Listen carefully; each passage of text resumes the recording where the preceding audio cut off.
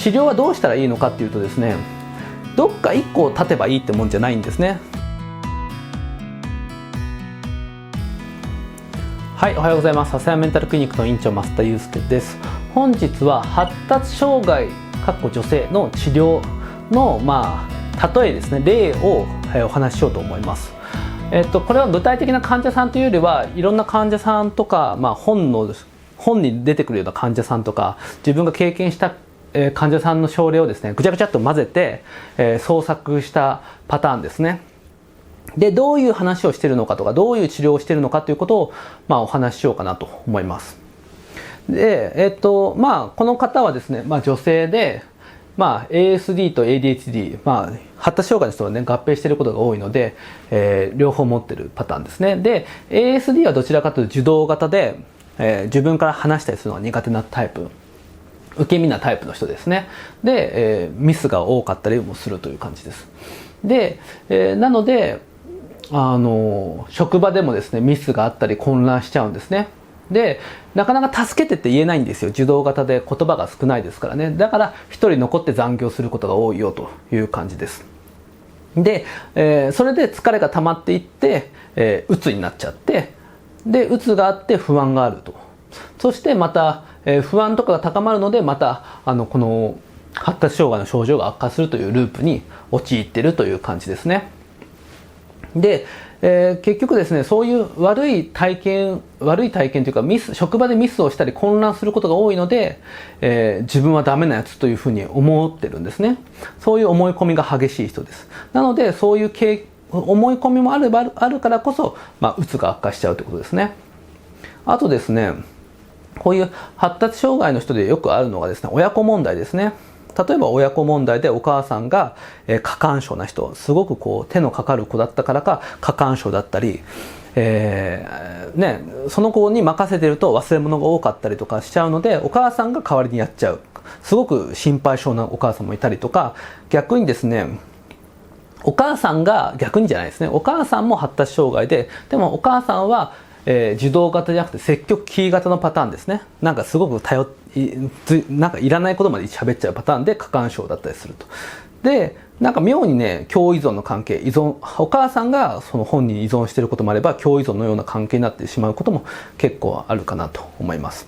で、この依存の背景にはですね、夫婦仲が悪い時もあるんですね。夫婦仲が悪くて共依存のような関係になっちゃう。だからお母さんの愚痴の聞き相手がですね娘だったってことも結構ありますね。お母さんがですね友達作るの下手だったりするんですね。同じ発達障害傾向があったりして、だから娘にしか言えなくて、でなんかお母さんのために私がやんなきゃいけないと思って受動型のですね独特の誠実さ真面目さとですねお母さんのちょっと積極的さがうまく噛み合っちゃって、共依存関係になっちゃうするってことはよくありますね。あとはお母さんから否定されてるパターンですね。よく否定されたりとか、あんたダメなやつねとか。だからお母さんが普通の人で、なんでこの子はこんなミスをするんだろうとか、なんでこの子は喋るの下手なんだろうって形で、あんたダメねとか言って小言が多くなっちゃうパターンですね。でお母さん自身も全て否定しているつもりはないんだけれども、なんだか嫌な言葉だけはね親から言われた言葉って残るじゃないですか。子供って覚えてるパターンってありますね。だから親から否定されたことがない人とか、あんまり否定されてこなかった人は上司の一言とか先輩の一言とかを想像してもらえばいいと思うんですけど、なんか妙に覚えちゃいますよね。なんかね上司はどう思ってんのかなと思ったりしちゃいますよね。結局何にも考えてないんですけど上司なんてねだけどすごく気になっちゃうって感じですね。あとはお母さん自身も ASD の受動型のパターンで、ネグレクトみたいになっちゃうパターンっていうのもあるかなという気がします。はい。いろんなパターンがあって、親子問題がうまくいかなくて、だからこそ自分のことを否定しちゃう。だから一番身近な人、子供の時の体験、子供の時に身近なにいた人がですね、一番大事な人が、否定してうまくいかなかったりする、否定してしまうので、自分のことを価値がないと思いがちだったりしますね。はい。あともう一個いくと、そういうところだとですね、悪い男性に騙されちゃうパターンって結構多いですね。から発達障害の女性の人だとそういう悪い男性に騙されちゃうパターンっていうのも結構あります。それはお母さんからきちんとそういう、なんていうのかな、ある種の教育を受けてなかったとかもあるし、お母さん同士の両親の夫婦仲が悪いから同じような悪い男性を選んじゃうとか、お母さんにいたなんか過干渉で依存傾向のある男性を選んじゃうとか、そういういろいろですねパターンありますけれど、なんかあんまりいい人を選べないことが多かったりしますね。で、鬱になって不安になって、で不安が多いのでですね、過敏になっていることって結構あります。だから不安の時って過敏なんですよ、いろんなものに対してね。だから警戒してますからね。で元々の発達障害の過敏さっていうのもあるので、この不安の過敏さとその発達障害の過敏さでどんどん助長しちゃうっていうこともあります。どんどん敏感になっちゃう、自分の細かい体調の変化に敏感で、そしてその変化が起きるたんびに自分は病気になったんじゃないかと思って不安になっちゃうってことも結構ありますね。だからちょっと動悸がするとか、ちょっと自律神経のめまいがあった時に過度に不安になっちゃう。そして不安になるからこそまたですね、その自分の中の体調変化に敏感になっちゃうってことは、結構ありますね。はい。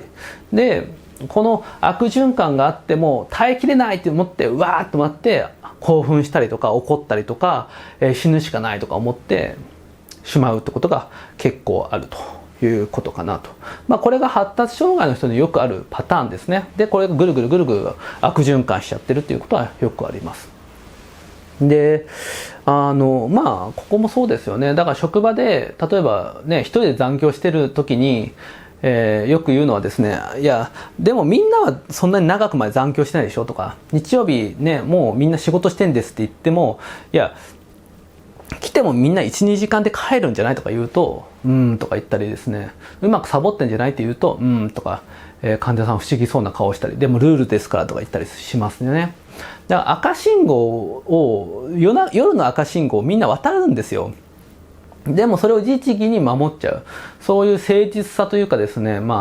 なんか、うまく出し抜けない感じっていうのが悪化させているってことも結構ありますね。こういう悪循環があると。じゃあ治療はどうしたらいいのかっていうとですね、どっか一個立てばいいってもんじゃないんですね。立つことは難しいので、だから一個一個全部微調整していく必要があるんですよ。例えば ADHD のことだったらですね、ここの ADHD のミスとか、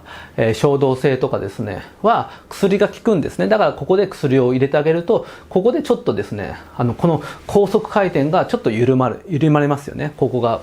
ボトルネックのところにネックになりますからね。で、職場ミスが多いとか混乱しやすいんであればですね、 SST とかですね、認知行動療法とかをすることでこのミス自体をちょっとずつ減らしていく、本人の特性を踏まえてその特性に合ったトレーニングをすることで職場でのミスを防げるようにしていく。だから100あるうち100を0にしようというわけじゃなくて、100を50とか40とかね30とかに減らしていくと。そうするとこの回転がちょっとゆっくりになるじゃないですか。そうすると自分がダメなやつっていうのも少しずつ減ってきますね。で親子問題のこともですね語るんですよね。でもあなたが本当に悪かったのっていう話をするわけですよね。だからお母さんにも問題があったんじゃないのとか、そういうことで理解を深めていくことで、その自分はダメなやつっていう、思い込みを減らし、鬱を減らすってことですね。で悪い男性がいる場合はもうそんなお前じゃない、あなたが悪いんじゃなくてこいつが悪いんじゃないのっていう話も、します。でこいつが悪いのはやっぱ元々の親子問題とかいろいろあったのかもねとかいう話をしながらですね、最初はダメですよ。惚れてますからね。惚れてるのでなかなかそういうふうに思えないし、私が悪いんですっていうね頭になっちゃってるけれど、ゆっくりやっていけば治ってきます。で大体ですね、主治医もそう思う。主治医もですね、自分が初めて見つけてやったって気になるかもしれないんですけど、そんなことはなくてもうすでにねみんながアドバイス受けてるんですよ。これ患者さんって大体僕が言わなくてもですね、似たようなことは友達が言ってたりもしますので、なんかね全部を言わなきゃいけないというふうに焦る必要なくて、ちょっと言うとですねいろんなことがつながっていって、あるタイミングで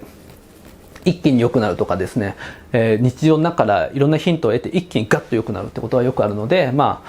全部を言う必要はないんですけれど、でもそういうねこの循環を少しずつ緩めてあげるってことは重要ですね。はい。で感覚過敏とかに関しては、リスペリドンとか他の薬が効きますし、うつとか不安に関しても抗うつ薬とかを使うことも場合によっては考えましょうということですね。あと死ぬしかないというわーって発作的になっている時にはですね、クールダウンをする必要があるし、マインドフルネスとかを利用しながら落ち着く呼吸法とかですね、落ち着くスキルを身につけてもらうっていうのが大事ですね。でこういうのが強い人の場合はですね、コンサータストラタインチュービの中でも、インチュニブとかね使うと、結構いいかなって気はしますね。こっちと絡めてリスペリドンとかでね抑えてあげるとか、オランザピンとかで抑えてあげるとか、クエチアピンで抑えてあげるっていうのもありますけど、こういうとっさの時に使う、頓服的に使う薬っていうのも有効だったりします。あとは本人が自信がないので非認知能力も含めて評価してあげるのが重要ですね。だから本人のいいところを評価しなさいとかっていうよりも、このあなたにはグリッドみたいな力があるよねとか、誠実性っていう力があるよねとか、そういう言い方でですね言うと、長所があるよねっていうと日常的に使われていて、もうちょっと手垢がついて陳腐な感じがするので、非認知能力が高いのこの部分が高いよねみたいな言い方をした方が入ってきやすいこともあるなと思いますね。